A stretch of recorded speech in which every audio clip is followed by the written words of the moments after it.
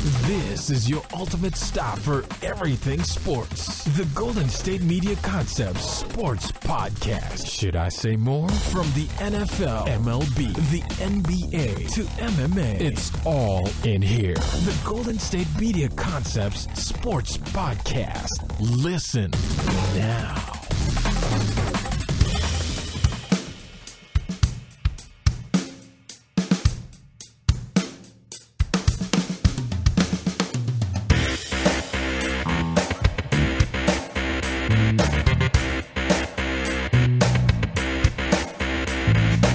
Thank you for listening to the Golden State Media Concepts Sports Podcast, where we discuss everything in the world of sports. As always, I am Ben. And I am Alex. What's up? And we are back here on a Monday.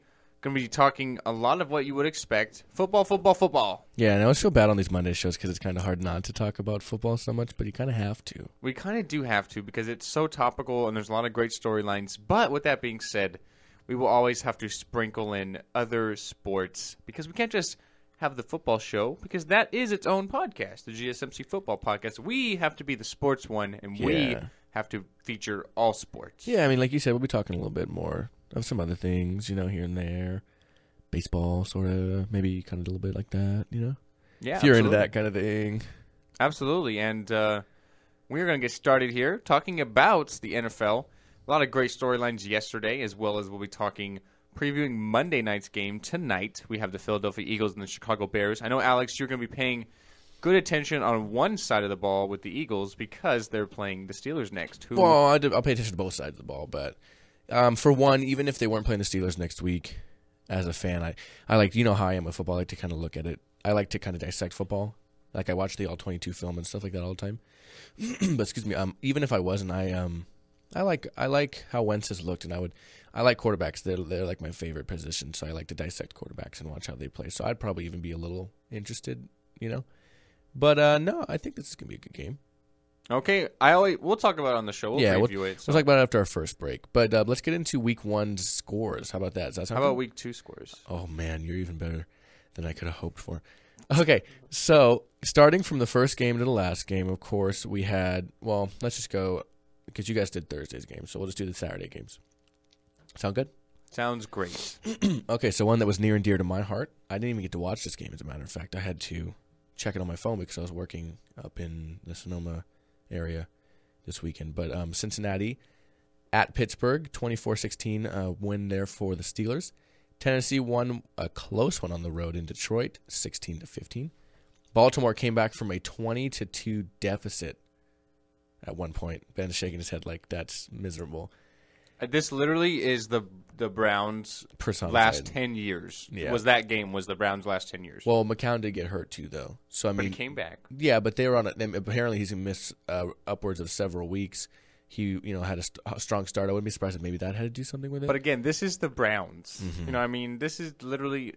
I hate to say it, but they're just a train wreck. They're just browning themselves, and to save you from the punchline, and to dispense any longer. 20-2 became 25-20. Baltimore won.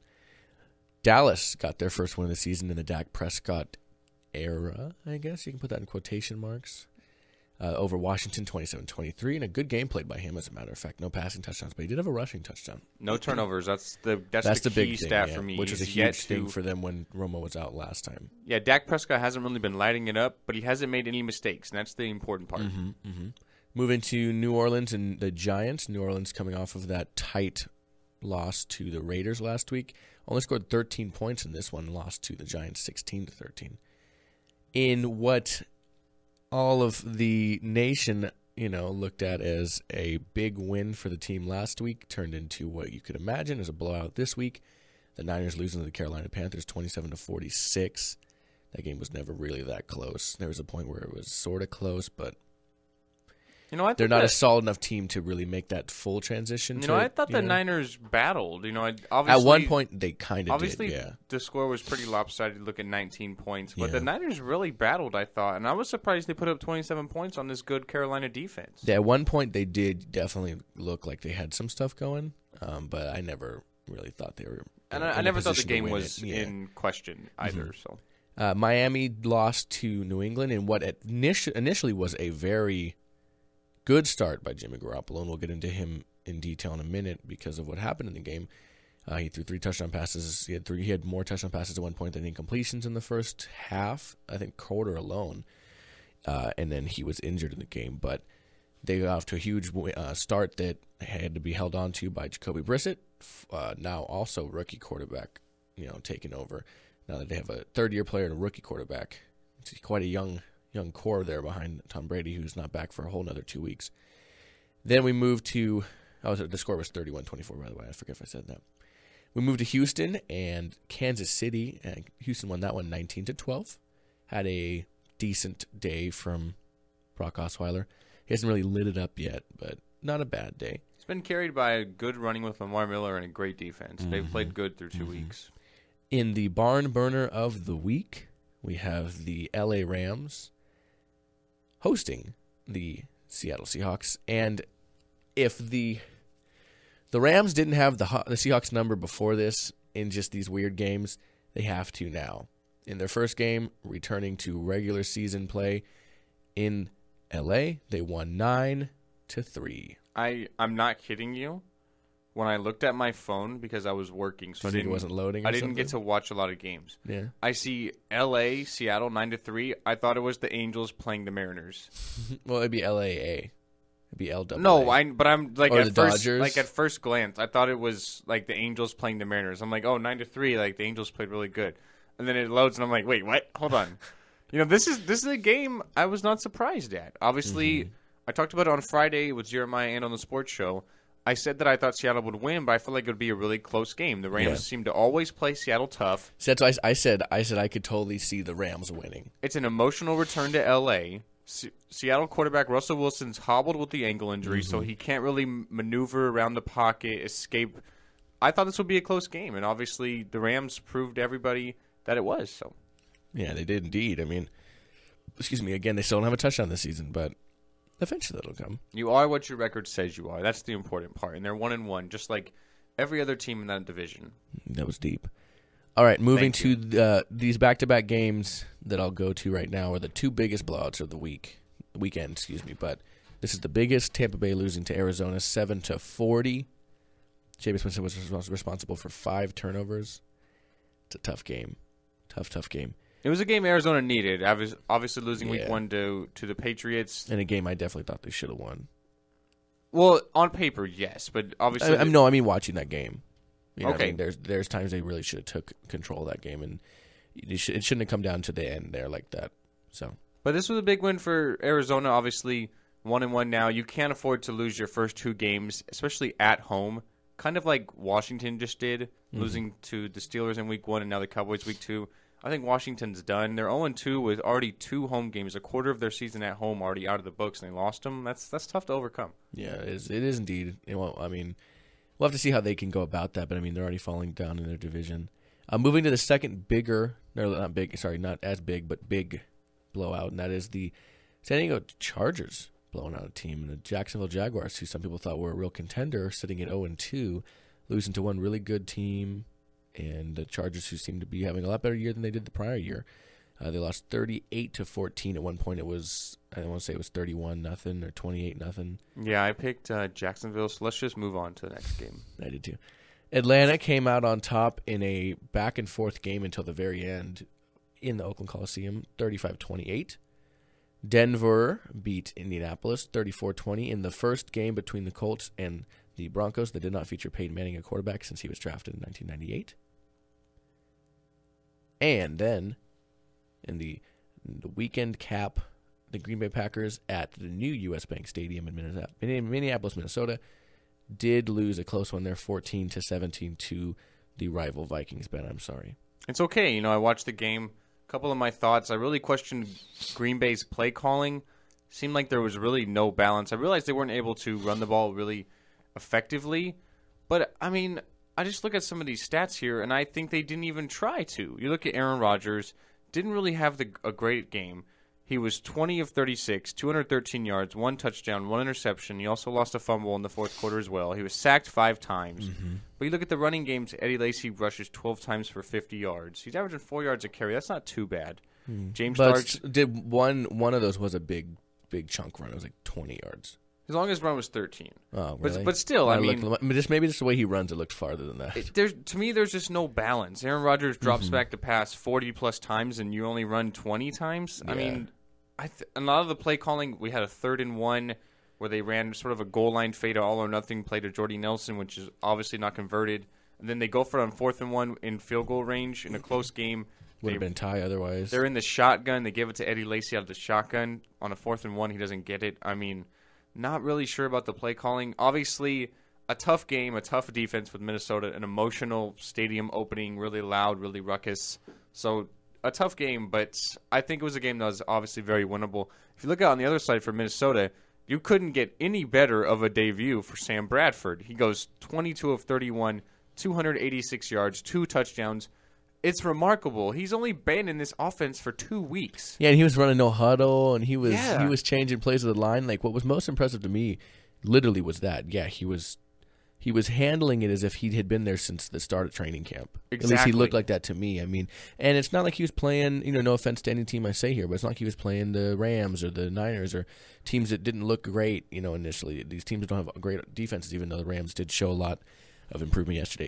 Again, I'm not saying some that they're not good. Just some. It's not like he's playing some scrub team. You know what I mean? Right. The Vikings aren't the best on offense, but he's playing a team that has a good defense in the Packers, and yeah, he looked good. I mean, and it's not that it wasn't necessarily either that you had the threat of Adrian Peterson, who we'll get to more in a minute, is because he didn't have many yards on the ground at all either. No, 12 carries, 19 yards before he exited in the third quarter. That's abysmal. And Sam Bradford realized really soon who his favorite target is in Minnesota.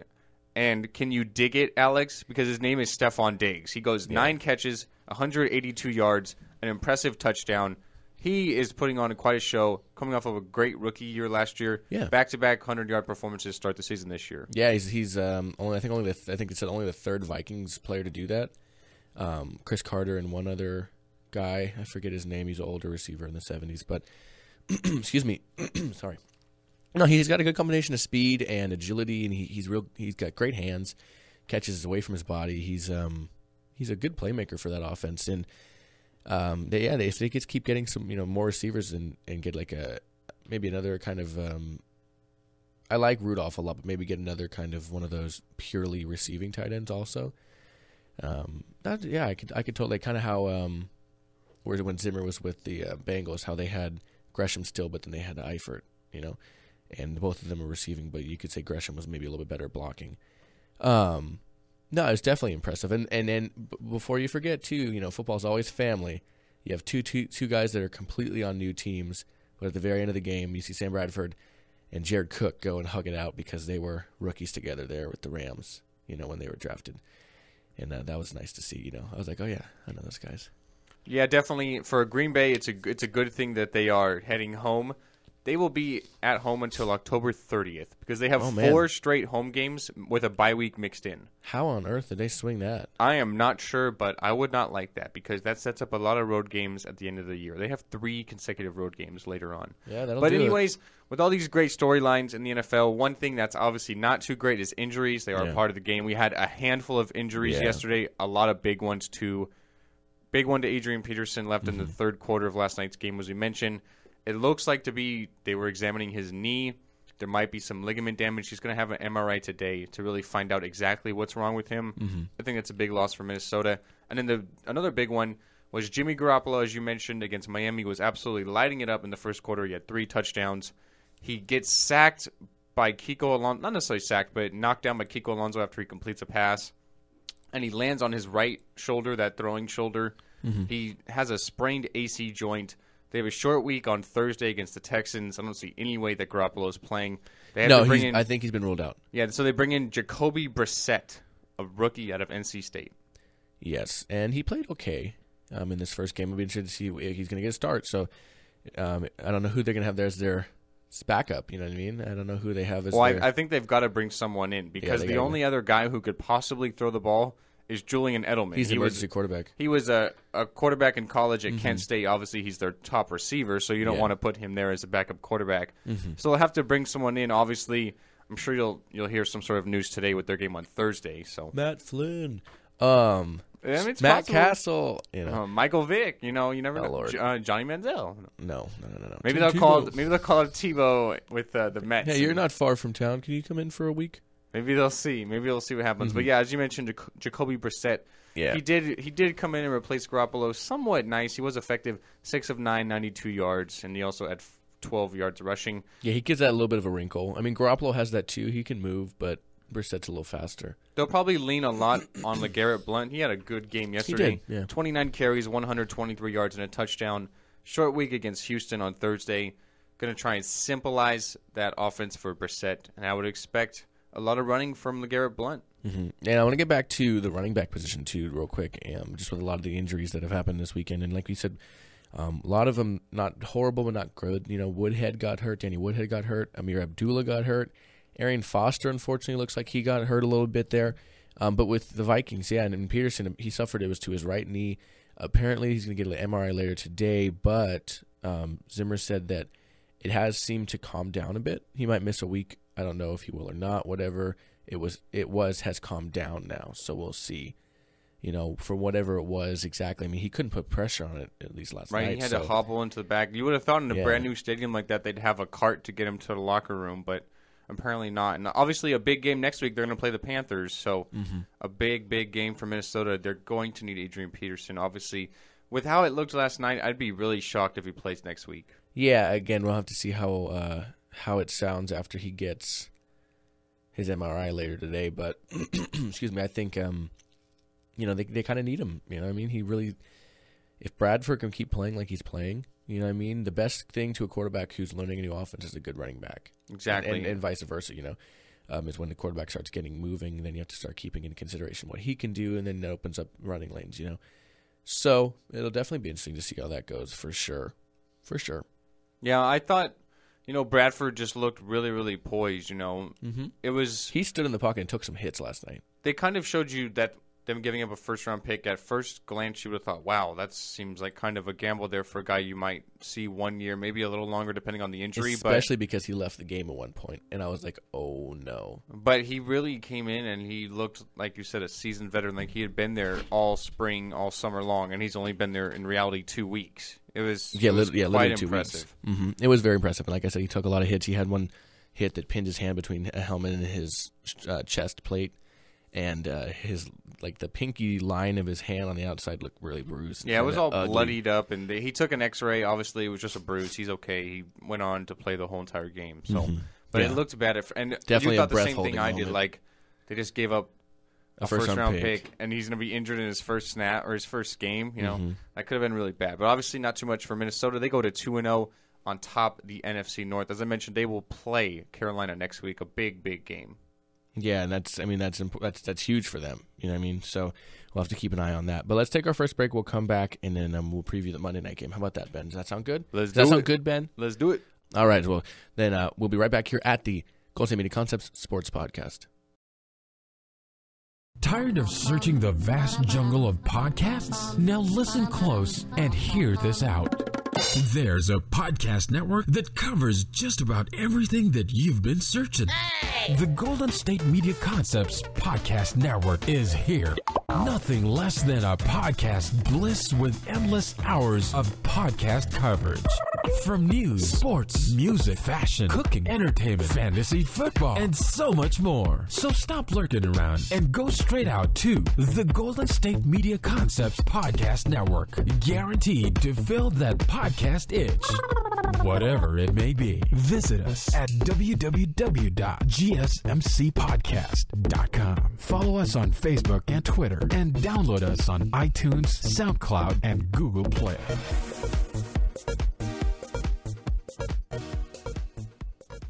Welcome back into the Golden State Media Concepts Sports Podcast. Before we break down tonight's Monday night game between the Philadelphia Eagles and the Chicago Bears, Tebow-mania is taking over Florida, Alex. Tebow-mania. He is set to have his first workout as a Met. And you know what I find quite interesting? What? What did we hear when the Mets signed Tim Tebow? It was strictly about a baseball move, nothing about publicity or media or anything. Yeah. And they're already selling Tim Tebow Mets jerseys and T-shirts on their website. Well, they're not going to just ignore it. He's not even on the Mets. You know, He's it's signed by them, but he's not an official MLB player. But they're having MLB jerseys. Tebow, number 15. You know what's really funny that I saw is I guess somebody asked a representative at the instructional league. They're like, why now are you guys available to the media? Like, what's different now? And he goes, we've always been available to the media. Nobody just ever came before. Well, I mean, obviously now they have a reason to. So you can buy a Tim Tebow jersey through the Mets website for $119.99. No thanks. Or you could buy a T-shirt for $30. Still no. But it's like, okay, you're strictly about Tim Tebow, the baseball player, but yet, let's take a quick chance to sell memorabilia. People are going to buy this. Yeah. Come on. I'm good. It's just, just Tim Tebow, the baseball player. Yeah, right. But anyway, speaking of Tim Tebow, let's talk about a team that Tim Tebow was formerly on, and that was the Philadelphia Eagles. They will be taking on the Chicago Bears tonight on Monday Night Football. I feel like this is a tough game to predict, and here's why. Why? Because I don't think either of these teams are very good. So I think when you have two teams that aren't exactly very good, it's hard to predict. Because here's what I can honestly see. Okay. And I think you'll probably agree with me. Jay Cutler is capable of throwing 300 yards and 3 touchdowns. Yes? Capable? Yeah. Likely? No. But Jay Cutler is also capable of throwing 189 yards and 3 interceptions. Yeah. So you can never predict exactly what he's going to do. Obviously, Carson Wentz had a good first start against the Browns. 278-2.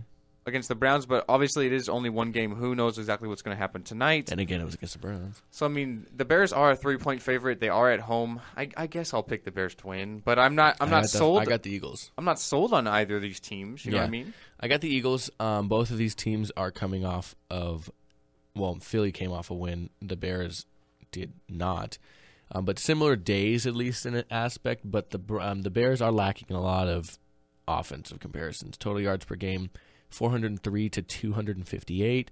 Passing yardage, obviously you saw Carson Wentz came out with 278 yards. Cutler had 216, but they had a lot of sacks and such, which lowered the total passing yards. Rushing yards, 133 to 73. Langford only had 57 carries. That's a lot. 57 only yards 57 carries in his first game. Let's say that, and 77 yards on the ground from Ryan Matthews, plus 42, and 4 rushes from Kenjon Barner. So, not to mention 114 yards from Jordan Matthews there. Ertz had a pretty impressive day. I don't think he's playing today. A little nicked up. Yeah, he's a little nicked up. I forget if he was cleared or not. But he'll be playing. I think the Eagles have more offense than the Bears do, and their defenses are both suspect. So I will give it to the Eagles. I'll just take the Bears because they are at home. I think that home field advantage makes a difference, especially in a primetime game. People are a lot more excited, amped up. So, but again, like I said, I'm not sure about either of these teams. I don't think either of them are very good. So I can't give you a definitive answer because I feel like either of them can really implode at any time. So I'll not be happy sure what exactly to say. I'll be happy to come back tomorrow, and if you're wrong, I'm going to mention it. And if you're wrong, I'm going to mention it. Yeah, you do that, and I'll be listening. If you're wrong, I'm going to mention it. If I'm wrong, I'm not even going to cover the game. Just going to skip by it. No, I'll just skip Bayless. Whoa. What? Yeah. Whoa there. No, just kidding. I'll if I'm wrong, I'll say it, and if you're wrong, I will say it louder. So okay, well, I'll make sure I'll be listening because I'll have to come back on Wednesday with a new host as well. We're going to be adding a third person. Yes, his name is going to be Anthony. I mentioned that on Friday. His name will be Anthony on Wednesday. Just so you know, he said his name's going to be. Well, what is it today, Ben? His name is Anthony. He will be here on Wednesday. Okay, but yeah, so. Like I said, I'm not sold on either of these teams. I'm not sure exactly where the game's going to go. I'll take the Bears because they're at home. So, give me a score. What's your score? I'll say 23 to 17, something like that. I'm going to say 17 to 23. No, I'll say 24 to 14. Eagles. Eagles fly. Eagles. Eagles. I'm glad you can spell. Okay, so let's take our final break here. We'll come back and what we're going to do is we're going to stare at each other and talk college football. Or not. Oh, I thought we were just going to stare. Okay, fine. We'll do the first thing. We'll come back and we'll talk the new AP Top 25 poll. So Ben and I will be right back here at the Golden State Media Concepts Sports Podcast. Do you want to be healthier, yet you just don't know what to do? All these shows telling you this and that, but nothing seems to work.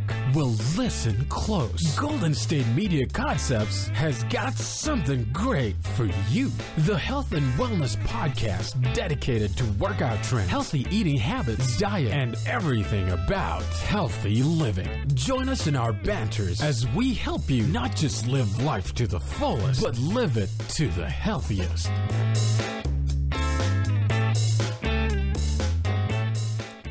Okay, we're back here at the Golden State Media Concepts Sports Podcast, and we're going to just update you on the new AP Top 25 poll. So one is the same. It's been the same since January. We've been saying that for months now. But number 2 is different.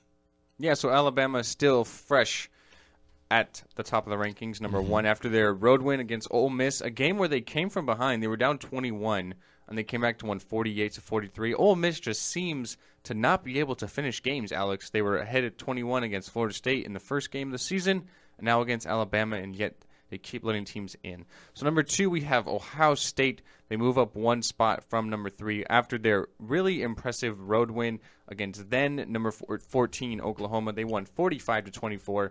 Ohio State really dominated that game. I expected them to win the game. You want to talk about dominating? How about we talk about number 3, newly christened number 3, formerly number 10, Louisville, and their absolute domination of former number 2, Florida State. Florida State, thank you. Yeah, 63. I was building up the pause. Okay. Yeah, who are now number 13. Yeah, Louisville wins 63-20.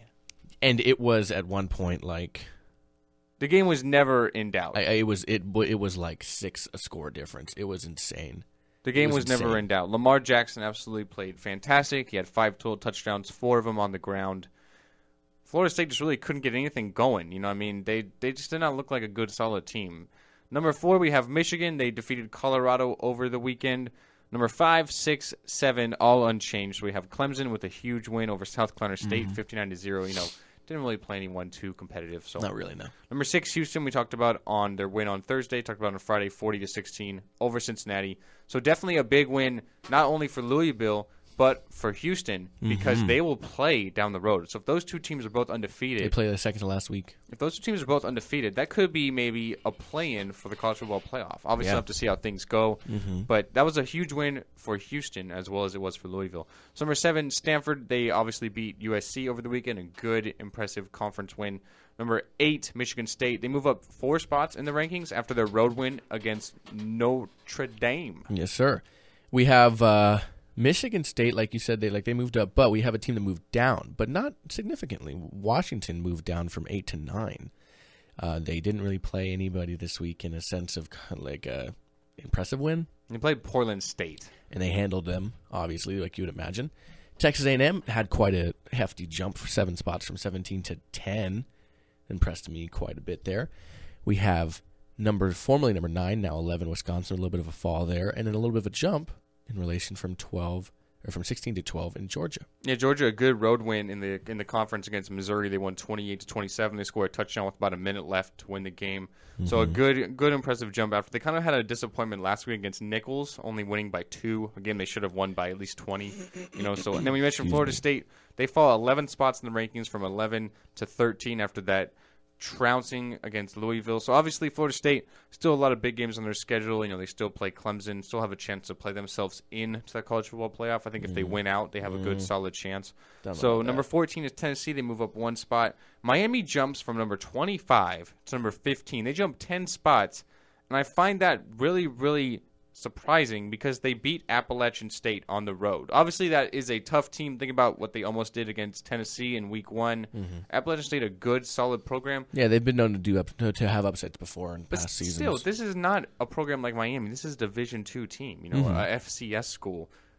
Miami wins 45-10, a really impressive win. But still, I don't think that's warrant to jump 10 spots. With the exception of Louisville, they had the biggest. They actually had the biggest jump of any team in the top 25, and they beat not even a ranked opponent. So I found that kind of really surprising. Yeah, it's interesting to look at. Again, it's still early. I said you can't really put a lot of stake into these things until at least week 5, I feel like. Right. I mean, the rankings today are really irrelevant. It's about what they are the last 3-4 4 weeks of the season and then playing out. So obviously, I was just really surprised at Miami. No, I was surprised too. So some notables, we have Texas drop from number 11 to number 21 after their loss on Saturday against Cal. They lost 50-43. This was a game that I talked about on Friday in the sports show and on the football podcast with Jeremiah about being Texas maybe on upset alert because I looked at that start time. It was 7:30 Pacific time. Obviously, you look at Texas 9:30. That game's going into the wee hours of the morning. Yeah, it was late. Cal is a team that's definitely capable of scoring. Obviously, they put up 50 points. Their high-powered offense can keep them in games, and that's exactly what happened. They won 50-43 over Texas. Yeah, they went and dropped 10 spots right there. We have a newly ranked team as well. A couple of those, like you said, Nebraska. Ranked there 2020. We have San Diego State, the Lone Mountain West team, representing that conference, 22. And then to end the teams that are now ranked, we have Utah coming in, formerly unranked at 24. So another Pac-12 school in the top 25. So some teams that dropped out this week was number 13, Iowa, after they lost to North Dakota State. North Dakota State, they've won their last 7 games against Division I schools, and they are a Division II school. I find that absolutely crazy. They're just an absolutely dominant AA program. Think about Carson Wentz, just went there, now member of the Eagles. They always seem to do good. Yeah, they've upset 5 Power 5 teams in the last 6 years. They're just a powerhouse. Stop scheduling, guys. Exactly. You're gonna get beat. Go away from North Dakota State. Don't even think about playing them. So Notre Dame drops out of the rankings from 18. Obviously, their loss to Michigan State. And then Oregon, their loss after Nebraska. They were at 22, now out of the top 25. So Nebraska, as you mentioned, jumped in after that win against Oregon. Yeah, it was a crazy college football week. It really was. Yeah, we had a lot of really, really good, compelling games. You know, a lot of high-profile matchups. Think about Florida State, Louisville. Not so much really competitive, as well as Ohio State. That was almost kind of a Oklahoma. letdown game because it was looked at to be so competitive, and it was an absolute blowout. Yeah, I'd say from the start. The only real competitive game we looked at from some of these marquee ones was Alabama and Ole Miss. Initially, a game that went it was back and forth. Yeah. You know, Ole Miss initially looked like they were running away with it Again. and then Alabama comes back, and then Ole Miss scores and gets an onside kick and scores again. So then, a really competitive game, a high-scoring game, 48-43. That's something you normally see from SEC schools. Such good defenses, you know. Yeah. But a lot of points there. You know, almost 100 points. Yeah, that would have been 95 points. I mean, that's something you'd think you'd see from like a Cal, Texas, you know what I mean, which was obviously 93. So, no, then that was too easy for you. You know, I'm just good with math. But yeah, I feel like that was a really, really interesting game. I did not expect to see the shootout we did. No, yeah, I didn't expect to see the shootout, especially you don't expect to see shootouts with Alabama ever. You know what I mean? So if you look at it that way, yeah, I mean, it was interesting to see that, but it was definitely one of the more impressive games of the week. Yeah, I thought it was a good game. I thought it was a great week of college football, a good, solid week. Now we're going to be leading into some of these conference games, which are obviously just as important as the non-conference games, but you're going to see a lot more marquee matchups. So Yeah, when Ben and I are back with a new host again on Wednesday, we will start discussing some of this upcoming week 4 action of college football. But in the meantime, we got to go. That is going to be it for today's show. I thought it was a great show. Yeah, I'll be back tomorrow, like I said, and then I will be back with 2 new people on Wednesday. But until I'm not then, new. Well, I'm sorry, 2 more people, 1 new person on There you Wednesday. go. Sorry, I got ahead of my brain. But I'll be recapping tonight's Monday Night Football game. I will be talking I might update on the wild card races. They're getting pretty crazy. You know, you have teams, I don't even want to mention it, like the Giants, San who Francisco are barely Giants. holding on to their wild card spot after having the best record in baseball before the All-Star break. You have teams like the Mets that are really taking advantage of their schedule and winning. And you have the teams like the Cardinals who just finished a 4-game series. They split with the Giants, who are right on their tail for that spot as well. And the AL is no easier to predict. So I might look into that a little bit tomorrow. And you know what? I might keep you on your toes and just do some crazy stuff. But as always, you can find us on gsmcpodcast.com. If you miss Ben's voice tomorrow and want to hear that again, you can find us on iTunes, Twitter, iTunes, SoundCloud, Stitcher, and Google Play. Let's do that first. In terms of streaming sites, as well as on our website, we have the players, and then you can find the portfolios of the shows. Again, that's gsmcpodcast.com. You can find us on Stitcher, like I said, but you can also find us on Twitter. It's a good rhymer. And Instagram at GSMC_sports. And you can find us on Facebook and YouTube at GSMC Sports Podcast at the GSMC sports podcast. So I'd like to thank you for listening. As always, I'm Alex. I'm Ben. And I'll see you tomorrow. And I'll see you Wednesday. And you guys be good out there. And you'll meet Anthony on Wednesday also. So don't forget that. Bye, guys.